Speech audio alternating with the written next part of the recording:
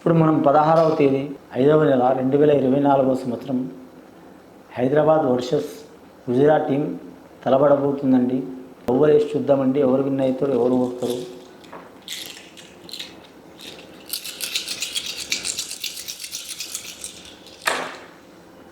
కానీ ముఖ్యంగా రెండు టీంల మీద గవ్వలేసి మాత్రం చాలా వరకు చూడాలంటే అండి హైదరాబాద్ ఆట తీరు మాత్రం చాలా ఆకట్టుకునే అవకాశం ఉంది. అలాగే గుజరాత్ టీం వారు కూడా మాత్రం ఆకట్టుకునే అవకాశం ఉంది.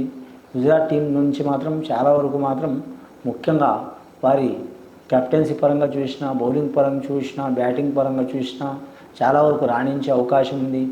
అలాగే హైదరాబాద్ తరపు నుంచి మాత్రం వారు కూడా మాత్రం కెప్టెన్సీ తరపు నుంచి చూసినా, ఓపెనర్ తరపు నుంచి చూసినా, మిడిల్ ఆర్డర్ తరపు నుంచి చూసినా, బౌలర్ల మూలంగా చూసినా, అలాగే ఫీల్డర్ల మూలంగా చూసినా చాలా వరకు రాణించే అవకాశం ఉంది. భారీ స్కోర్ అయ్యే అవకాశం ఉందండి.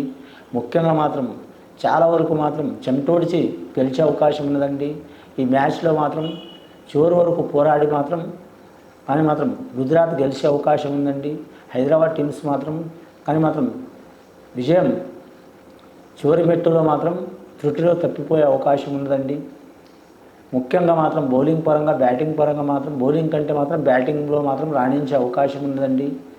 కానీ మాత్రం హైదరాబాద్ క్రీడా అభిమానులైనా సరే, గుజరాత్ టీం క్రీడా అభిమానులైనా సరే మాత్రం ఎవరు గెలిచినా సరే మాత్రం క్రీడా స్ఫూర్తితో తీసుకోవాలి తప్ప కానీ సీరియస్గా మాత్రం తీసుకోకండి ఈ మ్యాచ్ల గురించి అండి.